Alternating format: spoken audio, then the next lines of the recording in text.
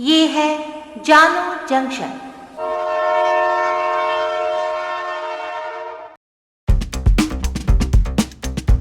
नमस्कार, आज है 3 मार्च 2022। मैं हूँ पूजा वर्मा और आप सुन रहे हैं जानो जंक्शन पे Hindi news podcast news rail. पहले मुख्य समाचार। उत्तर प्रदेश विधानसभा चुनाव के छठे चरण में दोपहर 3 बजे तक 46.7% मतदान हुआ।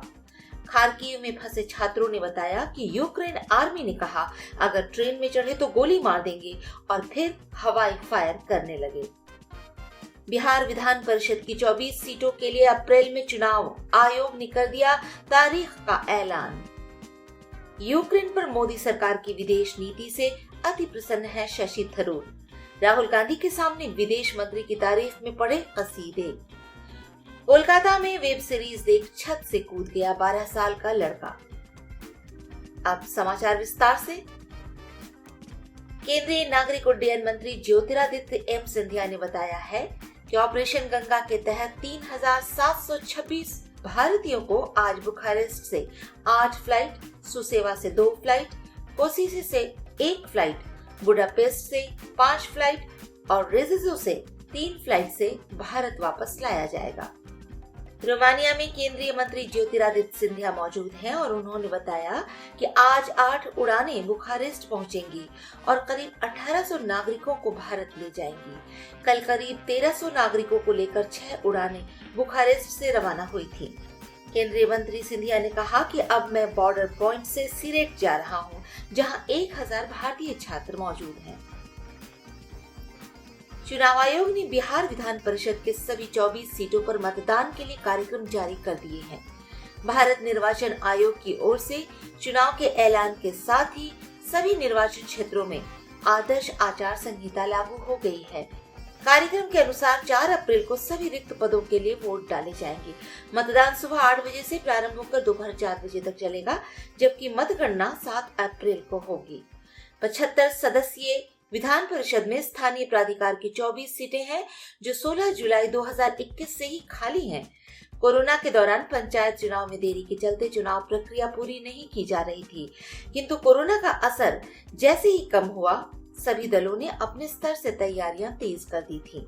राजद ने भाकपा के साथ सभी 24 सीटों के लिए प्रत्याशियों का ऐलान कर दिया है। दूसरी ओर भाजपा जदयू ने भी अपने हिस्से की सीटें बांट ली है। गठबंधन के तहत भाजपा के खाते में 12 सीटें गई हैं, जबकि जदयू के हिस्से में 11 सीटें हैं। 1 सीट पशुपति पारस गुट के राष्ट्रीय लोक जनशक्ति पार्टी को मिली है।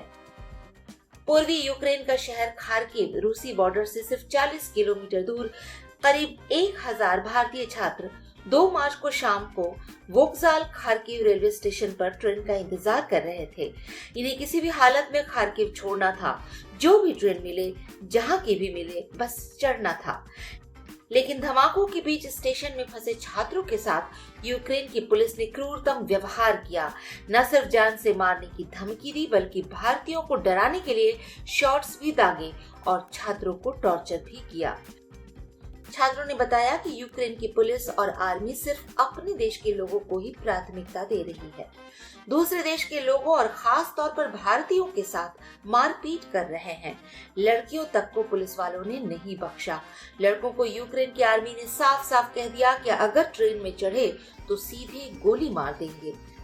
दरअसल ये हालात इसलिए बने क्योंकि 2 मार्च को शाम 4 बजे के लगभग यूक्रेन में भारतीय एम्बेसी ने अर्जेंट एडवाइजरी जारी करके कहा कि खार्किव में मौजूद सभी भारतीय तत्काल प्रभाव से शहर छोड़ दें।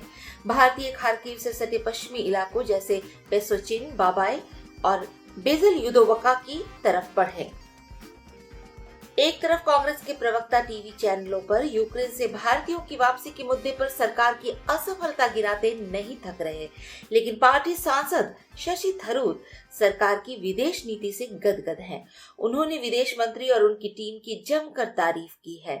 थरूर ने विदेश मंत्रालय की तरफ से बुलाई गई मीटिंग में शामिल होने के बाद कहा कि विदेश मंत्री एस जयशंकर और उनकी टीम ने एक एक सवाल का जिस गहराई से जवाब दिया है, वो बेहद प्रशंसनीय है।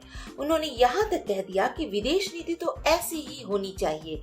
इस मीटिंग में कांग्रेस के पूर्व अध्यक्ष राहुल गांधी भी शामिल थे। कोलकाता में जापानी वेब सीरीज के आदी 12 साल के लड़के ने उत्तरी कोलकाता के एक अपार्टमेंट के 11वीं मंजिल से कूदकर आत्महत्या कर ली। जांच के बाद पुलिस को पता चला कि लड़का अपने अपार्टमेंट की छत से इस उम्मीद से कूद गया कि उसे एक परी आकर बचा लेगी, जैसा कि वेब सीरीज प्लैटिनम एंड में चमत्कार होते दिखाया गया है।